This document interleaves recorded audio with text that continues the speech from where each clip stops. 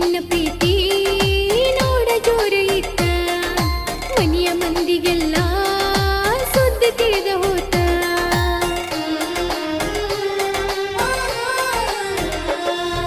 ಮನೆಯ ಹೊಸ್ತಿಲ